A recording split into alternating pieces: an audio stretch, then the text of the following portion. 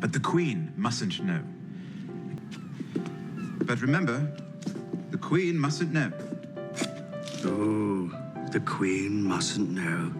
Oh, and remember, The Queen mustn't know. These words pulled the pin on one of the most brilliant psychological traps in Game of Thrones history. The man who set the stage, Tyrion Lannister. In a single day, the three most cunning, dangerous minds in King's Landing would step into that room. Grand Maester Pycelle, Lord Varys, and Littlefinger. And by the end of the day, one of these three geniuses would be brutally exposed. But you know what the most fascinating part is? As they left the room, all three thought they had Tyrion wrapped around their finger. Meanwhile, Tyrion had already planned exactly when to pull each of their strings. So, what made this setup so flawless? How did Tyrion, a man who practically wrote the book on manipulation, play these three wolves in the same room at the same time? Let's break down the details of this brilliant plan. But first, we need to understand why Tyrion had to do this. We need some context. The event takes place right at the beginning of Season 2. Tyrion steps into King's Landing as Hand of the King. And the timing here is crucial. Because Tyrion isn't walking into friendly territory. He is walking straight behind enemy lines. The city is controlled by his sister, Cersei. Cersei's spies breathe in every corner, so much so that whatever is discussed in the small council room reaches Cersei's ears before the ink is even dry. It is impossible for Tyrion to take a single step hidden from his sister. This is the massive problem Tyrion needs to solve. One of his three advisors at the table is leaking information to Cersei. But which one? He can't fire them all, he can't torture them all. And most importantly, he can't just ask them directly, "Which one of you is the mole?" In the game of spies, you don't ask questions. Asking questions is a weakness. Instead, you set a trap. A psychological trap so perfect that by the time the guilty party realizes they've been caught, it's already too late. Let's start with the first suspect, Grand Maester Pycelle. Pay close attention to how Tyrion opens this conversation. I haven't had a proper shit in 6 days. I've encountered this problem before, my lord. The stress. As soon as Pycelle walks in, Tyrion complains about his stomach pains and not being able to use the privy for days. By talking about his digestive system, Tyrion is deliberately lowering the seriousness of the room and his own status. He makes himself look helpless, vulnerable, and harmless. Why? Because old, arrogant men like Pycelle love to establish superiority over whoever is in front of them.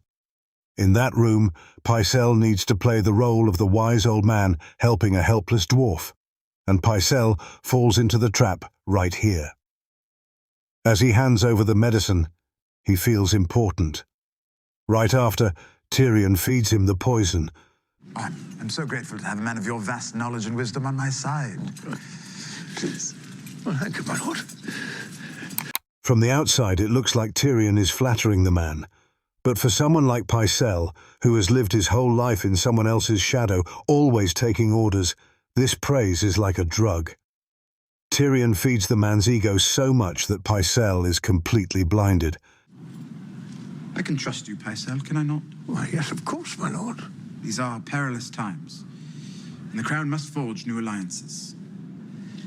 And right in that moment of intoxication, Tyrion demands an oath of loyalty. Pycelle's immediate, unhesitating answer is actually the first red flag. But Tyrion doesn't flinch. The game begins. Tyrion doesn't just tell Pycelle a random lie. He designs a lie that Pycelle's conservative, old-school brain will swallow instantly. I'm brokering an alliance with House Martell of Dorne. Princess Marcella will wed their youngest son when she comes of age, ensuring their loyalty and their army should we need it. Marcella sent away to Dorne. The Queen mustn't know, but I'm forging a marriage alliance with Dorne. We will send Myrcella to Dorne as a bride. Why Dorne? Because Pycelle loves classic diplomatic marriages between great houses. In his world, this is a very logical move. But look at the shock on his face the moment he hears the news, because Pycelle knows very well that Cersei will hate this. Dorne and the Lannisters are mortal enemies. This piece of information is Pycelle's biggest trump card. He knows exactly how much it will elevate him when he whispers it into the Queen's ear. Tyrion isn't actually giving him a secret. He is wrapping a fancy gift for him to take straight to Cersei, and Pycelle takes the package and runs. But remember, the Queen mustn't know. Ooh, the Queen mustn't know. I love conversations that begin this way. The moment Varys walks in, Tyrion changes his game plan completely, because Varys isn't stupid or arrogant like Pycelle.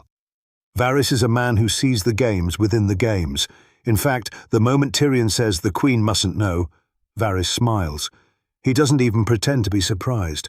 He understands this is a chess move, and he enjoys the battle of wits. That's why Tyrion has to be much sharper here. The lie told to Varys is completely different. I plan to marry Princess Myrcella off to Theon Greyjoy. I will marry Myrcella to Theon Greyjoy. Here lies the genius. Throw a different lie to each man. Whichever one Cersei storms through the door with, that's your mole.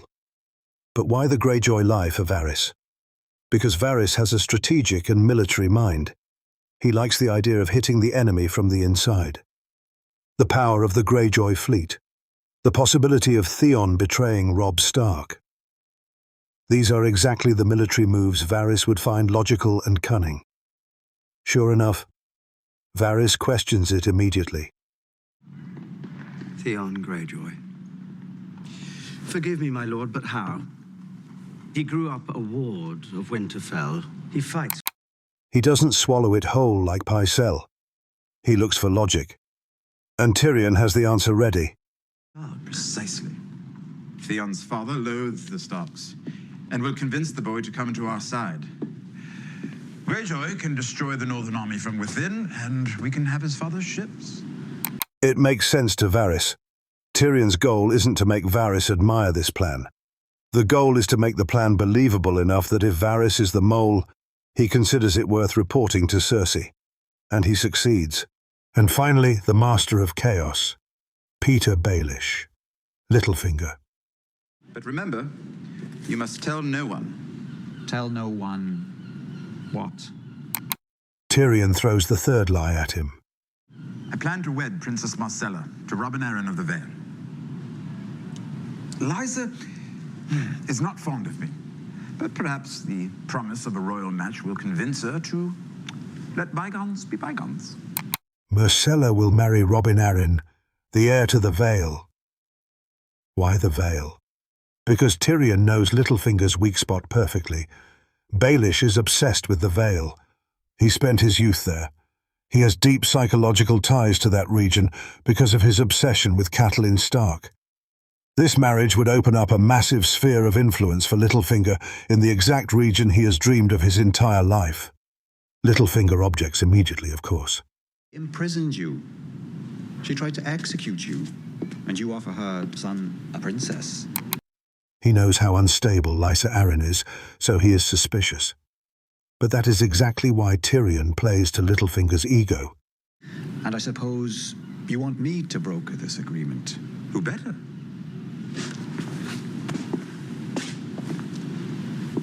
Yes, I could sing this song to Lysa, if I cared to. And then drops the ultimate bait. The gratitude of the people of Westeros for helping to end this war. The adoration of the king for bringing the Vale back into the fold. And Harrenhal. Harrenhal is cursed. Never took you for a superstitious man. By all means, tear it down and rebuild. You'll be able to afford it. Plan to make you Lord of the Riverlands. The lordship of Harrenhal and the Riverlands. Look at the hunger, the gleam in Littlefinger's eyes. This is the opportunity of a lifetime. The chance for a small man who has been humiliated by great noble lords his entire life to rise to the very top. After Littlefinger swallows the bait, Tyrion uses the exact same trigger sentence. It's settled then. Good. Oh, and remember, The Queen mustn't know. The Queen mustn't know. 3 different men, 3 different lies. And somewhere deep in King's Landing, Cersei Lannister has already heard one of them. Myrcella is my only daughter. Do you really think I'll let you sell her like a common whore? So, which lie does Cersei storm into Tyrion's room with the next day? Myrcella's a princess. Some would say she was born for this. I will not let you ship her off to Dorne as I was shipped off to Robert Baratheon. Dawn is the safest place for her. That's it. The answer is Dawn. Not the Greyjoys, not the Vale, just Dawn. The rat is caught in the trap. The mole is Pycelle. Look at the calm, satisfied expression on Tyrion's face. He isn't surprised, because he suspected him the most anyway. Later, when Tyrion raids that room with his guards, the shock and helplessness on Pycelle's face is truly incredible. This. No, please. You disappoint me, Grand Maester. I am your loyal servant. Because up until that moment, he thought he was playing Tyrion. He thought he was the brilliant old man sneaking information to the Queen, but throughout the whole game, he was just a pawn. So loyal that you told the Queen about my plans to send Myrcella to Dawn. No, never. No, it's a falsehood. I swear it. It wasn't me. Varys. It was Varys the spider. You see, I told Varys that I was giving the princess to the Greyjoys. I told Littlefinger that I planned to wed her to Robin Arryn. I told no one that I was offering her to the Dornish. No one but you. Tyrion knew exactly what kind of bait the phrase, "the Queen mustn't know," was for a spy, and Pycelle jumped at it completely. So, what is the real lesson this scene shows us? In the Game of Thrones universe, we always say knowledge is power, but controlling that knowledge is a much greater power. Tyrion didn't need to know everything. He just needed to control what the people in front of him knew. He told 3 different lies to 3 different men and weaponized their own ambitions against them. But there is an incredible detail here we shouldn't overlook.